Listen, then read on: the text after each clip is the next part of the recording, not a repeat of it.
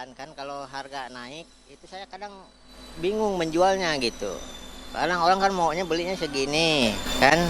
Kalau saya kan sedangkan harga barang naik. Sedangkan saya bingung ngejual harus bagaimana gitu kan.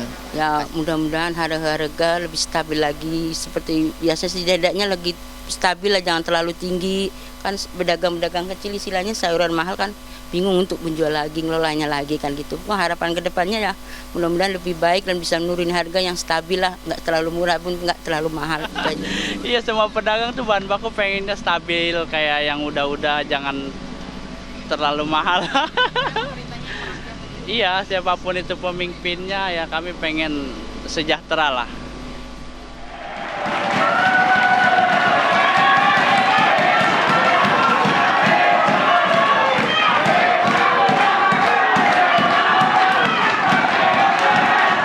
Anda kembali di menuju Istana Debat Cawapres 2024. Makin sore makin meriah, makin seru. Saya makin suka nih, Cak. Sepertinya supporter hari ini sarapannya 2 piring, makan siangnya 3 piring.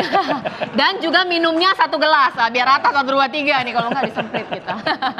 Baik, tadi kita sudah dengarkan harapan dari para pelaku usaha ingin supaya harga-harganya stabil. Nah, kita ingin juga minta kemudian tanggapan dari para juru bicara. Tadi sudah 1, 2, 3, saya ingin mulai dari 2 sekarang untuk lebih adil. Nah, tadi sudah dibilang pengen harganya stabil. Kalau 2 kan temanya ingin melanjutkan. Berarti kalau melanjutkan kondisinya bakal berlanjut kayak begini dong? Atau bagaimana? Silakan. Ya, jadi memang kalau kita lihat dari setiap survei yang ada, dari setiap pembahasan yang ada di masyarakat, yang menjadi topik utama bagi masyarakat itu, 1 adalah masalah lapangan pekerjaan, 2 adalah stabilitas dari harga-harga sembako, baru ketiga kesehatan, pendidikan, dan lain-lain.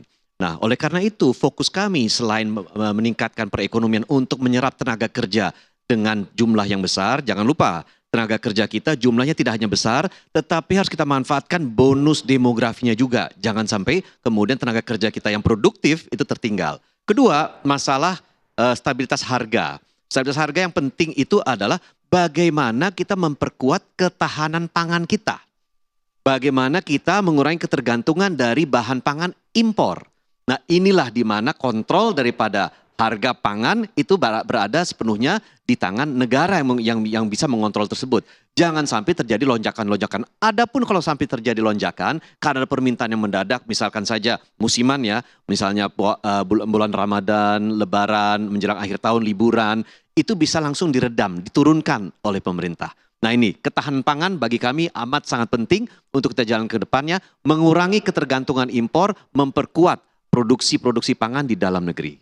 Oke. Sekarang saya ke nomor urut 3, Bang Pompida. Orang tahu bahwa Prof. Mahfud jagoan hukum, tapi orang tidak tahu bisa tidak kemudian melahap habis juga soal-soal ekonomi ini.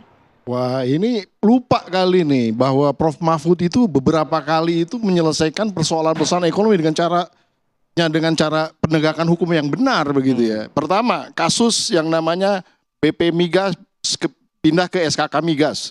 Itu dahsyat sekali gitu ya. Pada saat itu SKK BP Migas dikuasai oleh banyak nuansa asing. Kemudian dengan keputusannya MK pada saat itu dipimpin Pak Mahfud, itu langsung diubah. Jadi kembalikan kepada negara lagi. Jadi kita mempunyai kedaulatan di bidang migas. 1 itu. Yang kedua, masih ingat kasus yang namanya sumur Aqua itu. Yang kemudian orang-orang rakyat nggak bisa datang kan, nggak bisa menikmati itu sumur lagi. Karena katanya punya korporasi. Kemudian diputus lagi di MK bahwa itu sekarang itu menjadi sumur yang milik rakyat Indonesia karena itu milik negara yang harus bisa dinikmati oleh seluruh rakyat Indonesia. 2 udah contoh udah cukup. Yang terakhir masalah pajak lah, kita udah dengar kan bagaimana pajak itu masih dimainin sana sini, dimainin sana situ gitu kan. Nah, kalau kemudian kita ribut-ribut masalah harga dan lain-lain, kalau semua urusannya ini nggak ditertibkan secara hukum nggak beres. Terus terang aja. Orang-orang kalau misalnya spekulan itu nggak dihukum secara tertib begitu ya, pasti mereka akan berspekulasi terus. Pasti mereka akan stok barang sebelum barangnya kemudian naik dan dia ngambil untung gede. Nah, mau gimana pun pintarnya pemerintah, kalau hanya operasi pasar yang dimainkan, itu pasti nguntungin pihak-pihak tertentu saja. Tapi kalau dalam penegakan hukum, semua pasti kapok, semua pasti nurut. Nah, itulah kira-kira yang nggak perlu saya jelaskan lagi. Bahwa Pak Mahfud tidak hanya dalam konteks hukumnya, tetapi dampak terhadap ekonominya sudah bisa kita rasakan sampai sekarang. Oke, beresin dari pintu masuknya hukum dulu, baru kemudian ekonominya teratasi. Nah, saya ingin ke Bang Mardhani. Bang Mardhani, tadi dikatakan juga oleh Pak Hairul Umam bahwa strateginya akan langsung gaspol nih. Bakalan ada selepet-selepet soal ekonomi nih. Siapa yang mau diselepet nih di debat kali ini? Iya, tadinya saya berharap Caca tayangin tuh di visi misinya Anies, Prof. Derajat sudah lihat juga, kita selalu cantumkan nih. Saya sedikit ya, misal pertumbuhan ekonomi, angka historisnya itu 5 tahun terakhir kita tampilkan di sini ya. 2022 5,3, 2021 3,69. Nah, kita ingin Amin punya target itu. Targetnya 5,5 sampai 6,5. Inflasi rata-rata 5%-an. Kita pengen 2 sampai 3%.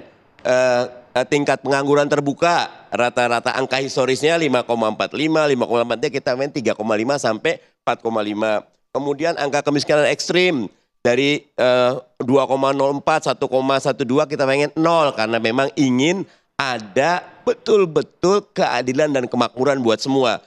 Dengan angka inflasi yang terjaga, dengan pertumbuhan ekonomi yang terjaga, dengan rasio pengangguran yang kecil, dengan kita ada sektor industri di sini, 18 kita pengen 22 sampai 24%. Dengan tax ratio yang ada, kita ingin pendapatan masyarakat berlebih, bahkan bisa nabung.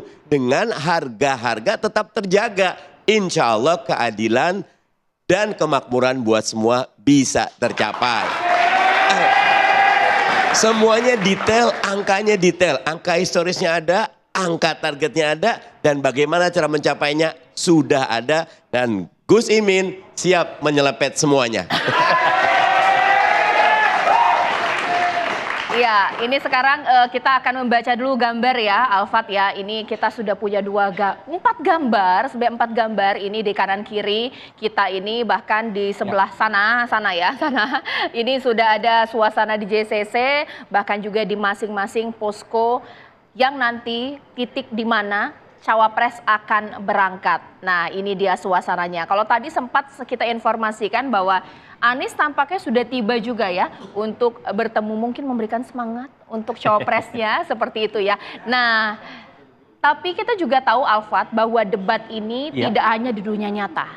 Di dunia sosial media, sore ini hashtag-hashtag sudah bermain. Apa yang lagi rame, Cak? Bunyinya macam-macam, sampai nggak sanggup saya sebutnya. Ada yang bilang belimbing sayur, ada yang bilang head to head antara Pak Mahfud bahkan juga Ganjar. Ada yang juga mengatakan bahwa Caimin nanti tidak akan terlihat karena head to head seperti ini.